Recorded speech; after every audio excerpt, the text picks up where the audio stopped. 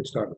So the last thing that we learned was, how do we know that Gaia that's kosher, such as a deer, if it dies without shechita, then it also becomes nevela and becomes tummy? How do you know? And that's a question that Rabbi Yonason posed to Ben Azai. And Ben Azai did not have a good teretz.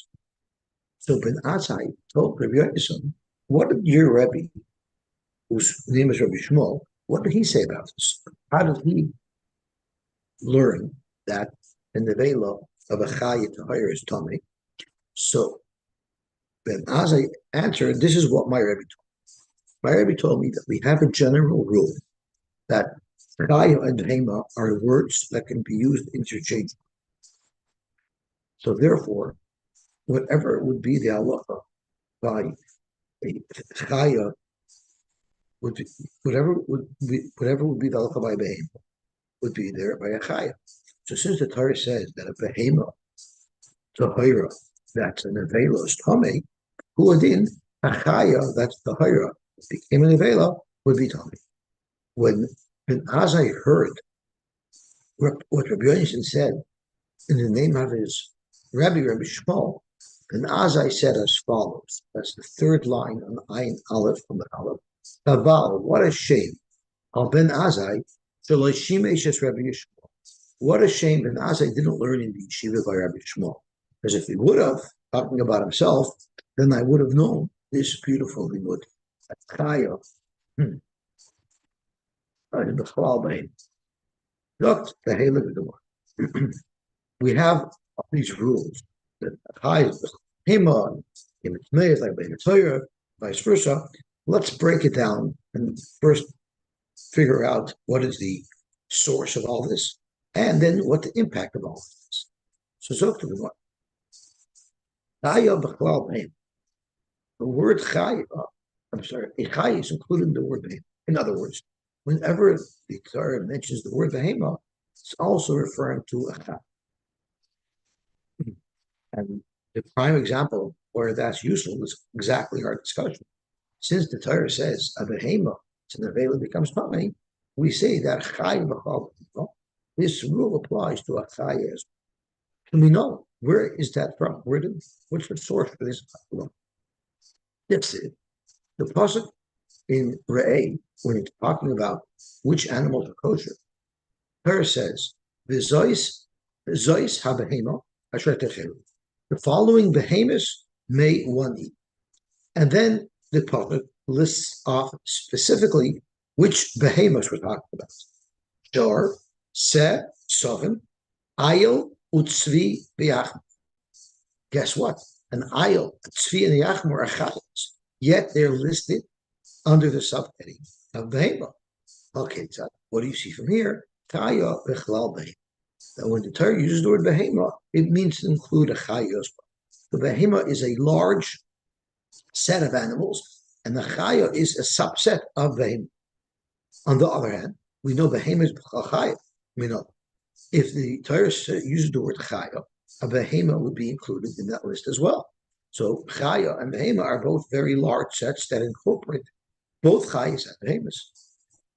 We know how do we know this? It says in the pasuk, "Zois hachaya ashetech." This is in Parshas Shmini, where the Torah lists off the animals that are mutter to eat. The heading begins with "Zois hachaya ashetechelu," mikol abehema asher la'aretz. So right there, you see what type of chaya can you have from any behema. Kol mafresh parsa. Okay, so what do you see from here? Behema b'chol. And now we've just revealed the source that the word behema and the word chaya, even though colloquially we might refer to different things, but halachically in the Torah, they both refer to the same sets and subsets of animals. Next. Chaya tahira, v'chalal behema tahira. The halacha by a chaya tahira will be similar to that of a behema. Where is that relevant to us? So to the more lisimon, it's very relevant. Because of what? The same simonim that allow us to eat an animal, meaning that it chews its cud, split hooves, those same two simonim are an indication of kashrus via chay. What about the rule chaya tmeya bechlal behemoth? What halacha does a chaya tmeya learn from a behemoth tmeya? Zok Gemara laharva. When the Torah talks about mixed breeding animals, Torah outlaws it. The Torah refers specifically to mixed breeding behemoths. How do we know there's also an isser to mixed breed a chaya? You know it because chaya tmeya bechlal behemoth tmeya. Beautiful. Behemoth tmeya bechlal chaya tmeya. What in the world would we learn from chaya tmeya to behemoth? That is Lichadei Rebbe. That's for Rebbe. Now, if you remember yesterday, the Gemara said that even though we have Sfar of Nachman by Yitzchak, it's going against the Hekesh. And therefore, I might have learned that let's have a limud from Rav Nachman by Yitzchak's pasuk that is consistent with the Hekesh. That would say that there is no distinction between a Behemoth Tameya and a Chaya Tameya. So to Gemara, we have Rav Yitzchak's halacha to tell us specifically that there is a distinction. So what is this other limud that we could learn from the pasuk that was brought by Rav Nachman bar Yitzchak? So let's have a look at the pasuk inside. So I'm going to scroll down to where the pasuk is quoted. Rav Nachman bar Yitzchak's comments were as follows.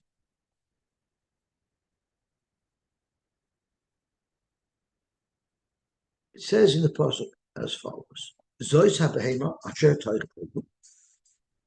No, I'm sorry. It's the third one. V'ha'oichel min nevlasa yichabes v'gadav tamei ad ha'arev.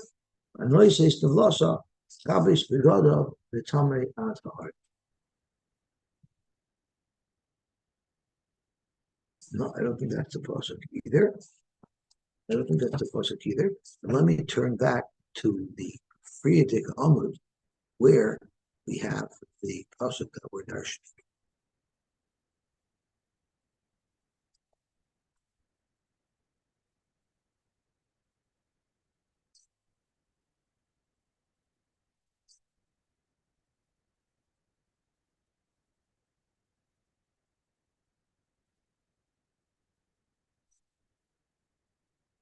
Just turn back on Amud.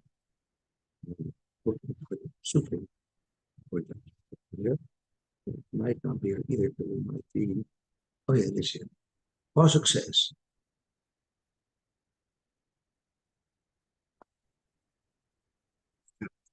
here.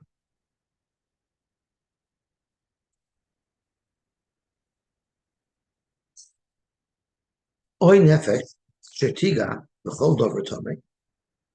Oy b'nevelas chaya tmeya. Oy b'nevelas behemoth. Now, Rav Nachman Yitzchak asked, I don't understand. Are you telling me you only become tamei if you touch the nevela of a behemoth tmeya? You only become tamei if you touch the nevela of a chaya tmeya? We know that even a kosher animal that dies without shechita is also nevela. So it must be that this pasuk is not talking about the nevela itself. It's talking about a fetus that's found inside a behemoth tamei.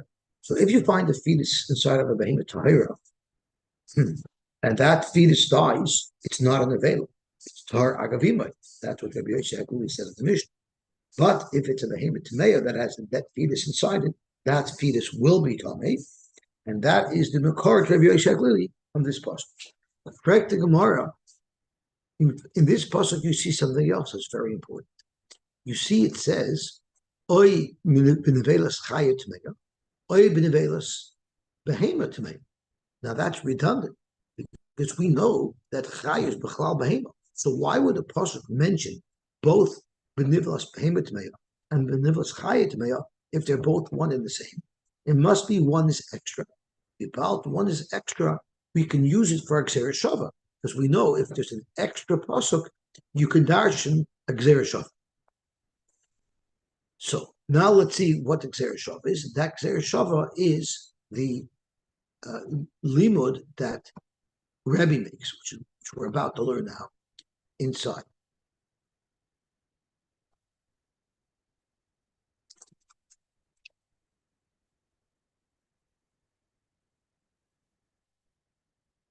So to Gemara, the reason why we're telling you the law that the same thing that applies to Behemoth may applies to Chayit Meya is because of this custom.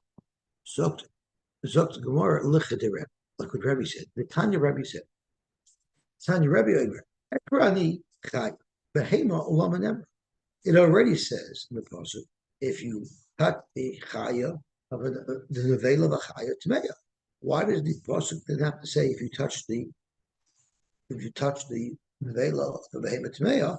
It's if it's behema b'chla chaya. So lama nemra. Teretz is from behema to meya. We're learning a very important topic. What is the pasuk talking about? It says someone who touches chaya tmeya, behema tmeya, v'nelo mimenu, and he forgot about it, and he did an aver. What aver did he do? He became tummy. Is it an aver to become tummy? The Torah is talking about bringing a carbon oil of a yair. And the Torah, we know that just becoming tummy doesn't mechayiv your carbon oil of a yair. It's only if you became tummy, you forgot about it, and you went into the Beis Hamikdash. But where do you see anything about going in to the Beis Hamikdash in this passage? Zok Rebbe, Vibal, it says, and that's redundant because it already said, and we know the name of Chaya. Zok Rebbe, Ekrani Chaya, Behema Lamanem. Why does the Torah have to repeat the Nevelos payment Meya if we know that Chaya, Behema Chaya? The more Nemer Khan, Behema Meya, where you have to bring an oil of a yared if you became but Nemer Lalon Behema Meya. It also says by Tuma Mikdash v'Kadosha that if you were Tameh and you went into the Beis Hamikdash, or if you ate kosher, you're chayiv to bring a carbon. Malahala Tumas Kodesh. Just like over there, you didn't just become Tameh, you became Tameh, and then subsequently you defiled Kodesh by going into the Beis Hamikdash.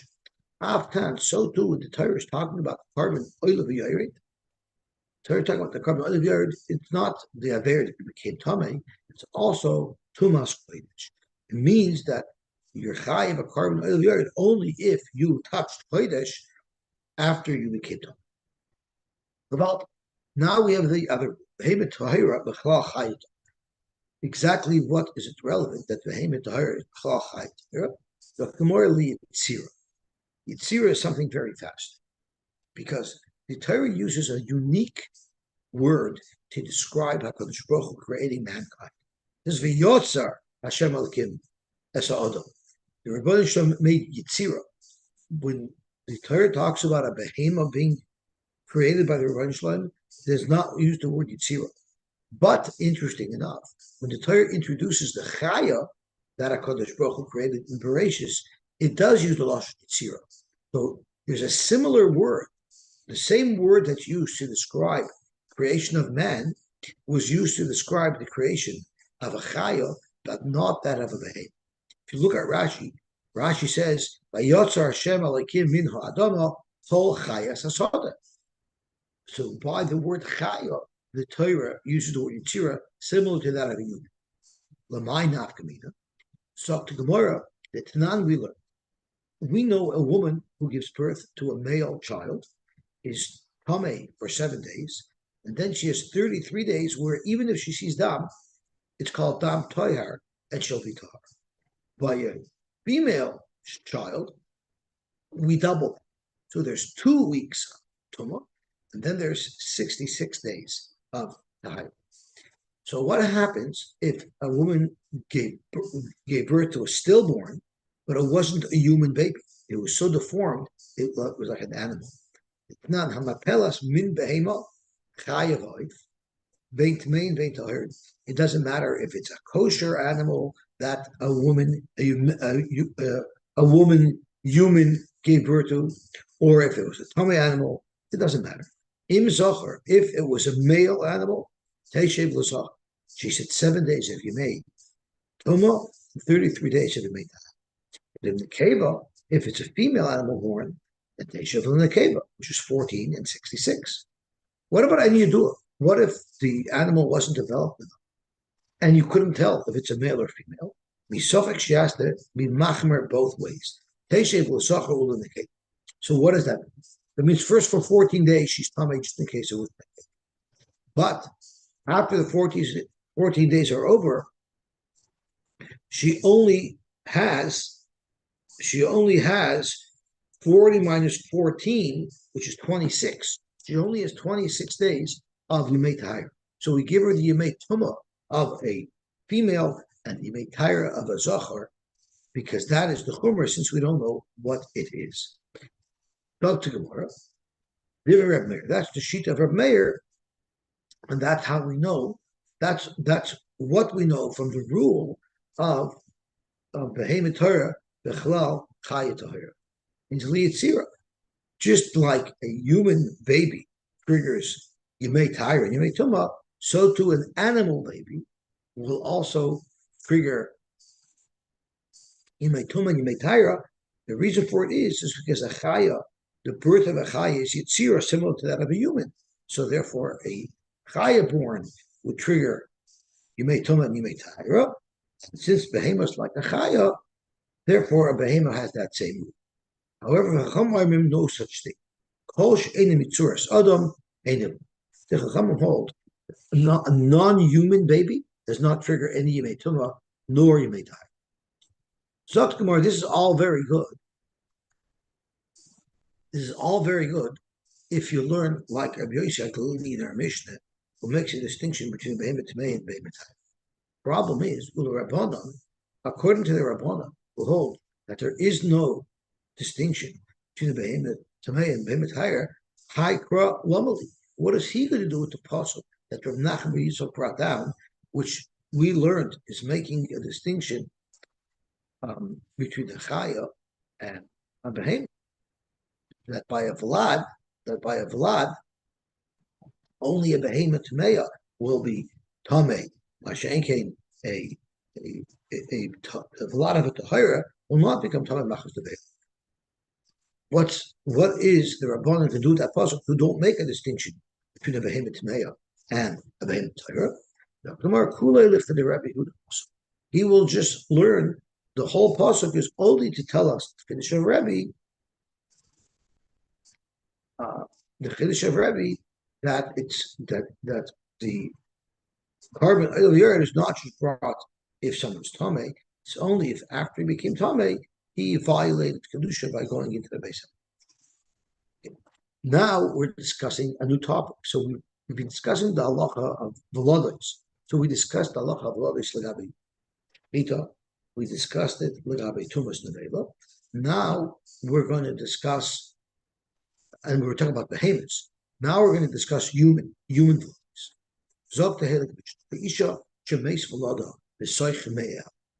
A woman who her child died in her, meaning now she has a dead baby inside her. And the midwife put her hand into the uterus of the mother and she touched the dead baby. Allah is Tameya Tuma Shiva. This dead baby is like a regular human mace, and one who touches a human mace is Tamei for 7 days and requires Rika from the Paraduma on day 3 and day 7 to become Tahar. So even though we have an outright mace inside this mother, and a Chaya who touches it becomes Tamei, but for Isha, the mother of this child who's housing this dead person, Tahir, she's Tahar. She does not become Tamei from the fact that there's a mace inside her.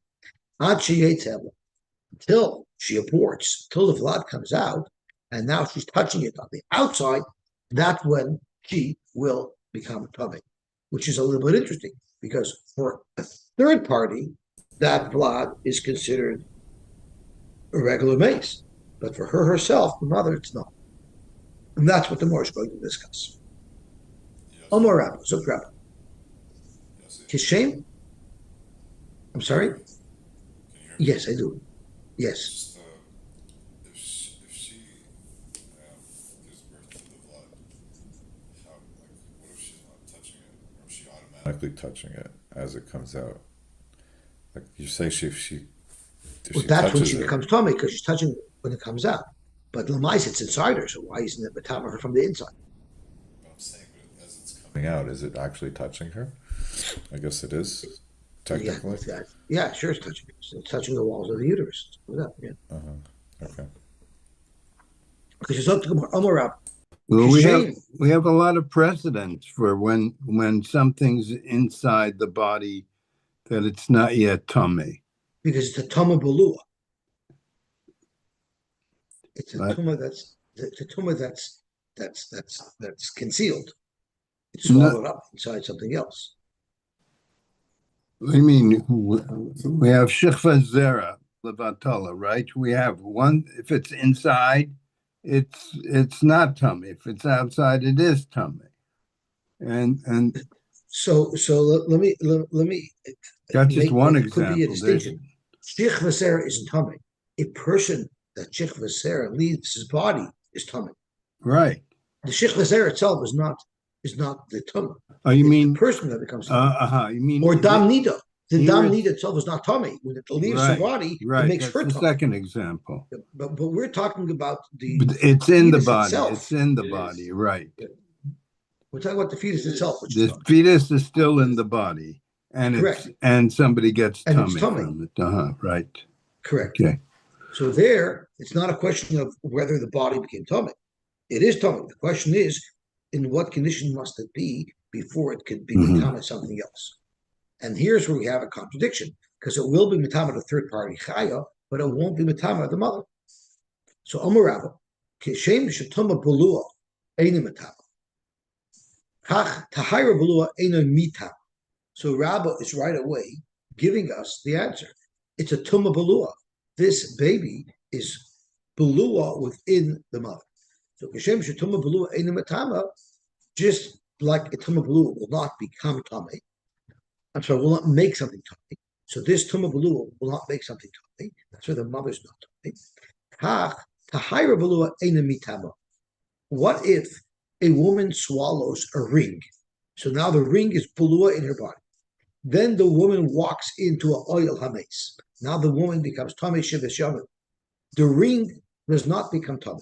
The ring is not an oil hametz, and even though she becomes tamei, the ring does not become tamei because a tuma balua cannot make something tamei, nor will it become.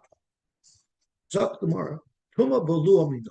How do we know that if there's a tuma inside someone's body, it's not going to make anybody tummy?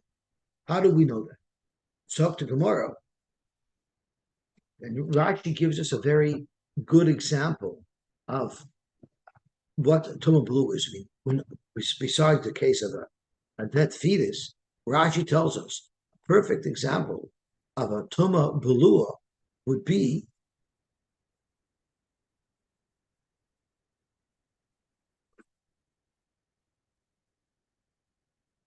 no. Let's leave it for now. Speaking where she Tuma Blue would be if let's say she had a ring that was tame and was tame tumas mace, and then it was inside her, would it make her tame?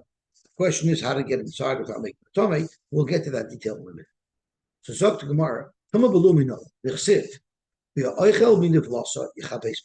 The halach is if you eat a piece of nevela, you're tummy.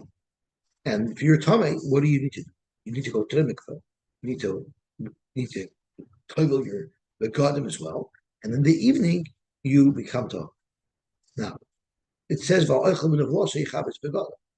you have to do, no matter what time of the day you ate from the Vela, all you need to do is go to the mikveh, and you will be tummy. So, practically, mi lo yaskin on da'achal samach l'shkiyas.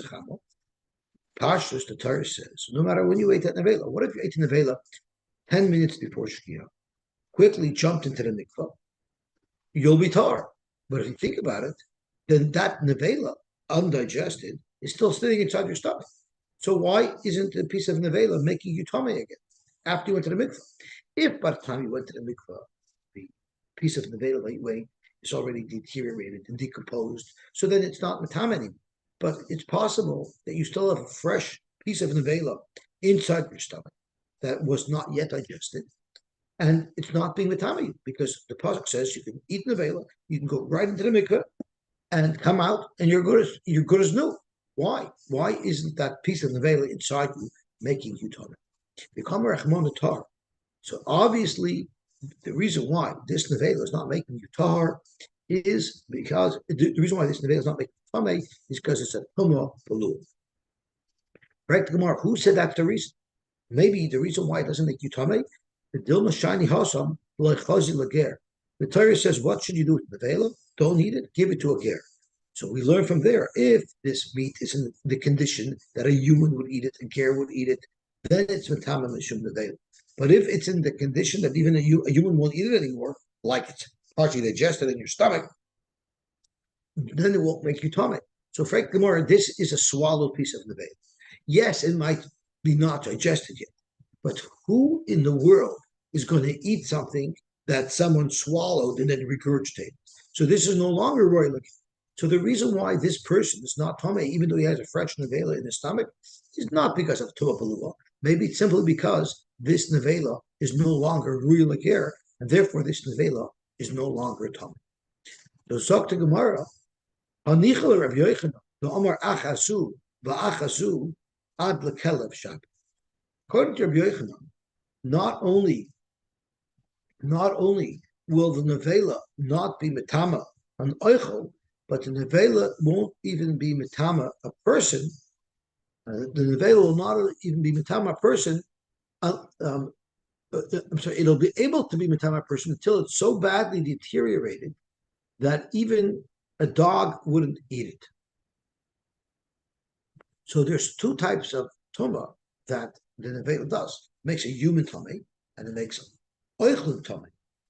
And if you hold that it cannot make a human tummy, nor can it make an oichel tummy, after it becomes so badly spoiled that it can't be eaten by a dog, but if it's not that spoiled, even if a human wouldn't eat it, it's still going to be metama, so that'll be very good. Because now we still have our right, because this nevela still has a status of nevela, even though it might be in his stomach, but it's definitely not that bad that a dog wouldn't eat it.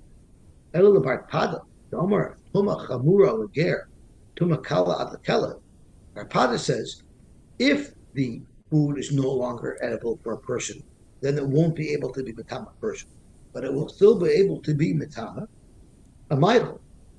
But if it's so rotten that even a dog wouldn't eat it, then it wouldn't even be metama an oichel.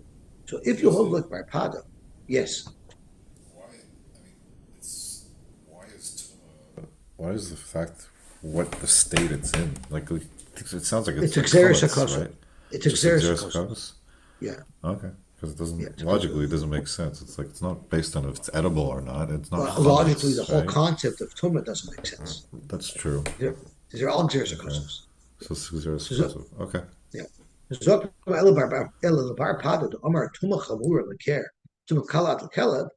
So I'll tell you why the person doesn't become tummy when they have an available stuff. Because once they swallow it, mishum delei chazil legeru. So you don't have a riot that tuma balua doesn't make you tummy. This is not a tuma balua. It's not tummy. It's no longer good for a ger. But now we have the ich factor. The Gemara is assuming that if you swallow a piece of the vela and then you immediately regurgitate it, it's no longer chazi lager, and therefore it can't make you tummy anymore. Sok to Gemara, not so simple. You're right. If the ger sees you regurgitate this meat, he will not touch it. He'll be completely echoed from it. But what he doesn't know doesn't hurt him. If you just regurgitate this meat and put it on a plate, and the ger does not know where it came from, to him it looks like a good piece of meat, and he will eat it. So therefore, it's still considered chazil ger because a ger would eat it if he didn't know what happened to him. It's just like if you don't see what went on in the kitchen, then you're much happier eating the food. Sometimes if you saw the way they handled the food in the kitchen, you might not be interested in eating it with the That's same why you're never gusto. supposed to send. That's why you're never supposed to send your food back to the kitchen in a restaurant, because the cook will take revenge without you knowing. I hear you. I remember in the Plaza Hotel, they used to have a buffet for Shabbos day. So they charged whatever it was, and then they had like a big buffet, and everybody came and took from the buffet. Now, naturally, if you have a flat rate price for your buffet, it's like King Solomon's table. People would take and take and take and take because it's free. They're not paying by the pound. So what would happen is they would be family sitting at their individual tables with piles of food, and they don't even eat it. They leave it over on their place. Then the waiters come, they clear off, they take it into the kitchen, and they turn it right back around and put it back onto the buffet. And what nobody knows doesn't hurt them. So Zok Gemara.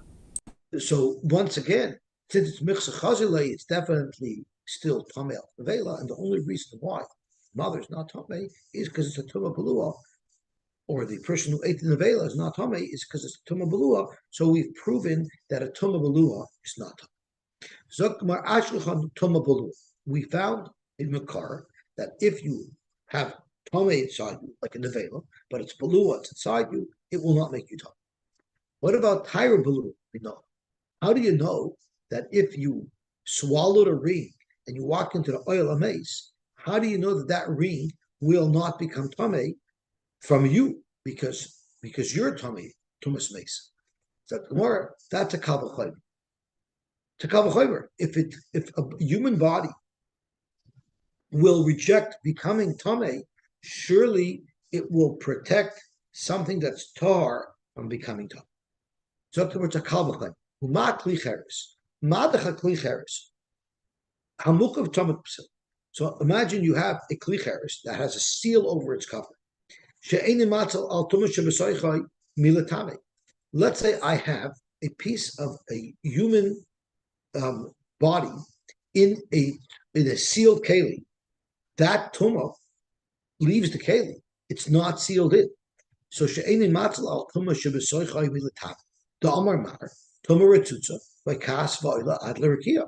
If you have a piece of human body that normally is matama oil, and you sealed it in a klicheres with a seal on it, and you took it into a house, everything in the house becomes tummy. The tzamid pasul will not be able to stop the tumah from getting out and affecting everything around it. Nevertheless, matzal al if you have something tar, a piece of kosher meat inside a klicheres but tumah pasul, and you walk into an oil base, the tumah from the oil will not penetrate this keli and be matama. So you see, it's much easier to defend something from becoming tamei than it is to contain tumah that's already inside it. So therefore, if a human can contain something that's tamei and not let it spread, kol shkein v'kol shkein, it will not let tamei in and impact. So Sog to Gemara, Matlicher Hamuk of Tumah Pas, Shaini Matzel al Tumah Shabasoich. It will not contain Tumah. Mila Tame from making other things Tame. The Amar Mar Tumah Ritusava Kasva Oila Adlarkia. Matzel al Tahar Shabasoich. Nevertheless, it could still defend and protect and repel Tumah that wants to penetrate it. Mila Tame from becoming Tame. So turning on to Amid Bays, Adam, a human,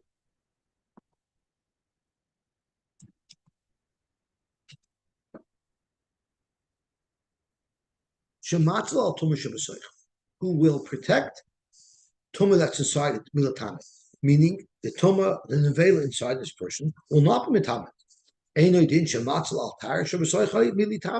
Surely it will not let something that's tar inside it become tam.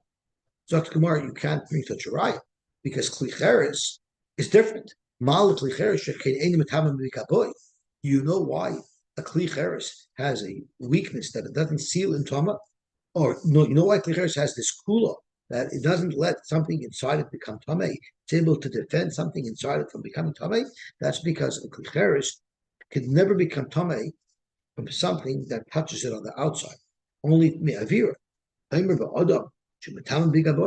a person, if something touches it, something touches a person, he will become tummy. So in fact, a person does not have the same ability to shield from tuma as the klicheres. Break the Gemara. We're not discussing a scenario where someone's becoming tummy from touching it. We're discussing on the inside. On the inside, the klicheres is just as chomer as a human, and therefore I can say to the contrary. Adrab, klicheres chomer. The klicheres is chomer, and it still can protect something from becoming tummy.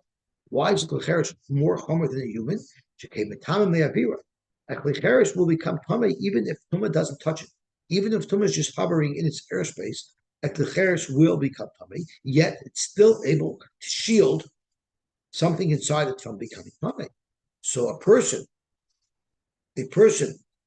who could stop the tumah, the person who becomes tumah only from touching, surely will be able to prevent something inside it from becoming tumah.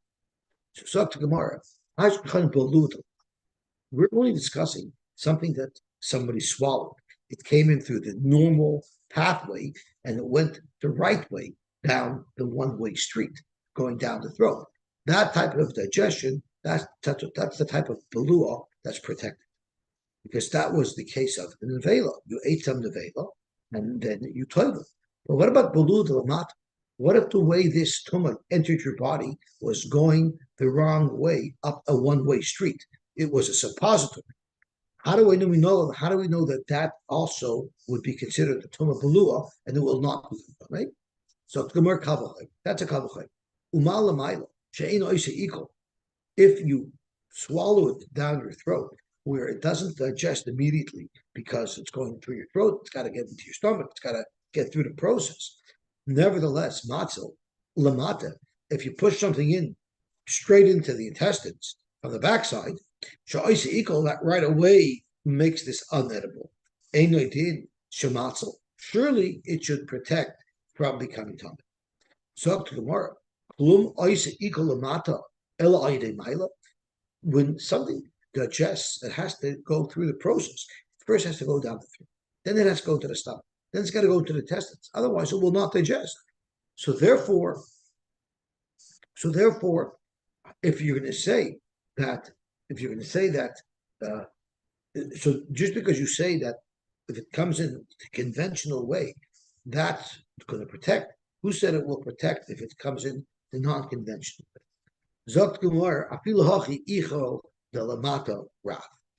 We can't deny it. The food is definitely less edible when it enters the body through the back than if it enters the body through the front, and therefore the body will be able to be matzalit from becoming tummy. We've discussed if a person swallows something, he will protect it from becoming tummy, and if it's tummy, it won't make him tummy. But how do we know the same thing applies by a behemoth? The behemoth we know. How do we know that a behemoth that has something inside it is protected? So Tumar Kabuchamer, it's a Kabuchamer from a human. A human can become tummy when he's alive. No, a person can become tummy. Nevertheless, even though a human is susceptible to tumah, matzo bibalua could protect something swallowed from becoming tummy. Behemoth, a behemoth, while a behemoth is alive, it could never become tummy. So it's even more resistant to tumah. Surely it should protect belua from becoming tummy. So tomorrow, mala adam shehia beveis hamanuga. An adam is much more resistant to tummy. Why? Because if an adam walks in to a beis hamanuga, the clothing on his body do not become tummy unless he waited there the shear that it takes to eat a pras. So he has to be there for a couple of minutes. Otherwise, it will not become tummy. On the other end, a behemoth who walked into a house that had a nega that was loaded up with fabric, clothing, and other items becomes tummy right away. A behemoth that walks in with kalim right away becomes tummy. So there's a very big difference. A behemoth doesn't wear clothing. A human wears clothing. What type of things become tummy right away? If an animal is loaded up with any type of kalim and he walks in to a beis hamanuga, those kalim are tummy right away. An adam under those same circumstances, the kalim would also be tummy right away. It's only specifically what he's wearing that doesn't become tummy right away. A behemoth can't wear clothing. A behemoth doesn't wear clothing. So therefore, the Lamai by a behemoth that the begotten become tummy right away. Kalim Shalgab, Kalim that it's carrying. Well, guess what? Adam Nami, if a person's carrying Caleb, it also becomes tummy right away. It's not. And Nicholas Labeis Manugo, the Caleb al Kseifa, we said Dalov, the Tabois Viyodov. If he went into a base of Manuga and he's wearing clothing and wearing jewelry, then I'm sorry, he's not wearing it. He's just carrying it in a box. He's carrying it in his Tiffany's bag, or in his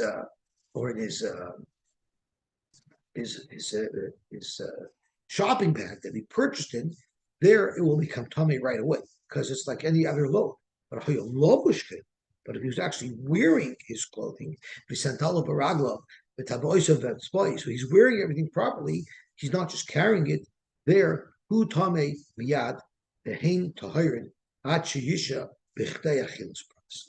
Then and only then is there a delay.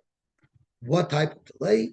The amount of time it takes to eat pras alf paschitim, it's the amount of time it takes to eat a pras of chitim bread, mesa va'oichel belifta, eating it with some type of condiment, and that's the time it takes. But nevertheless, as far as a behemoth, and a person are the same, that whatever they carry into a base of manuva will become tummy right away. Therefore, we could learn that just like a person could protect from a balua, an animal will do the same.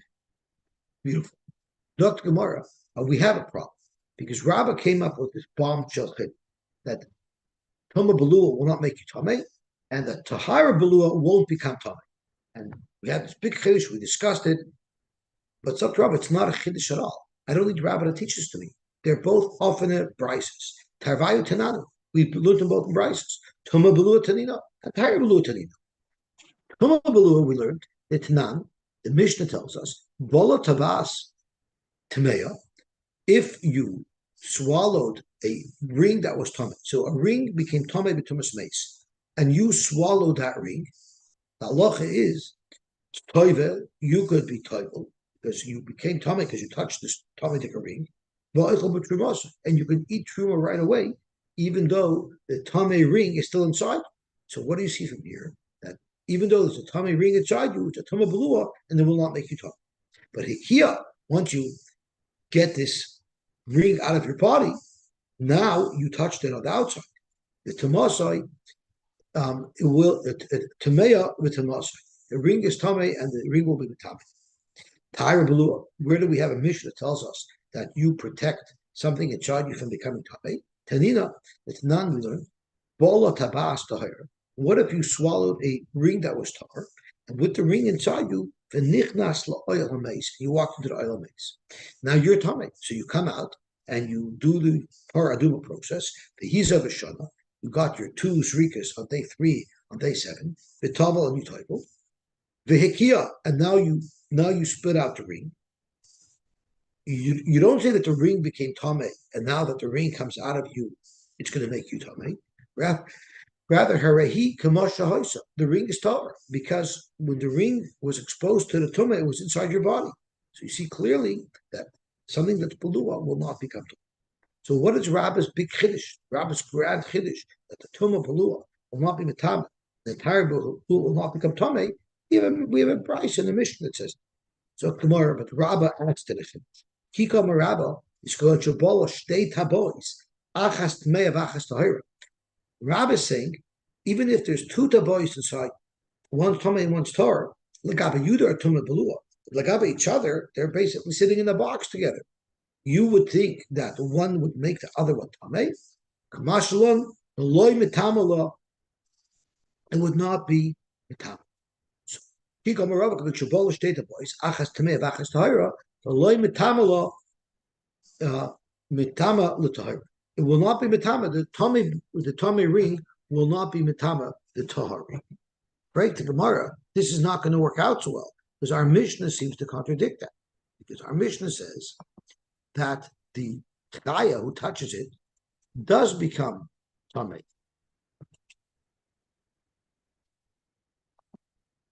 Right? The Gemara. Well, Uber v'chaya, the Cheshtei Tavo is talking. They're like two different rings. The Kamatama Uber l'chaya.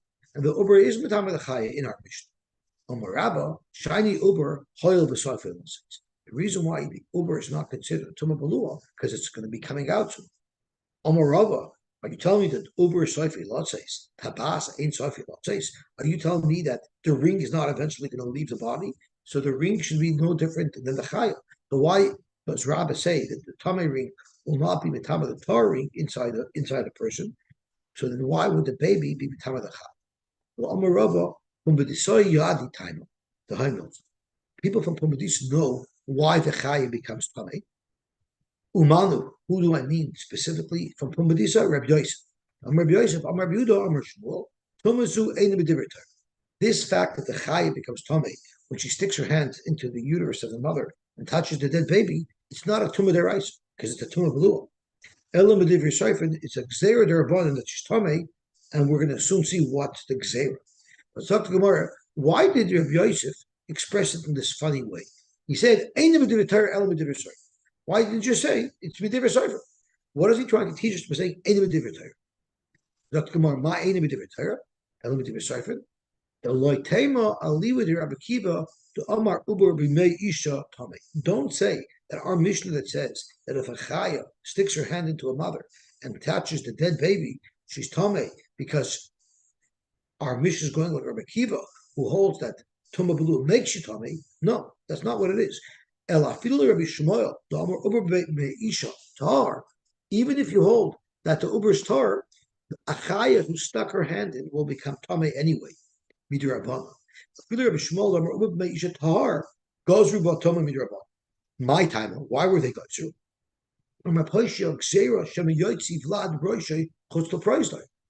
She can't tell if the head of the baby is starting to come out.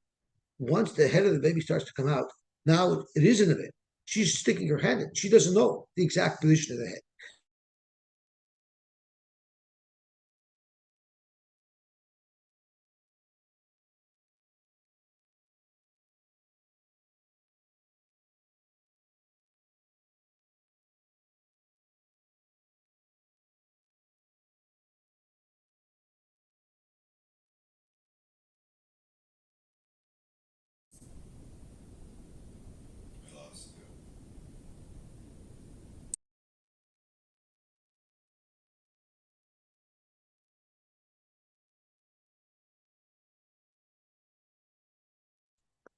Tomorrow, because when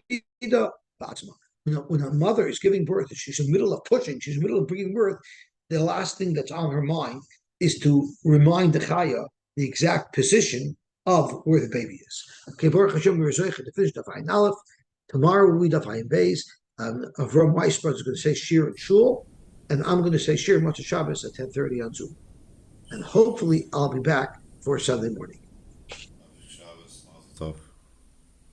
Good Shabbos. Have a wonderful, wonderful Shabbos.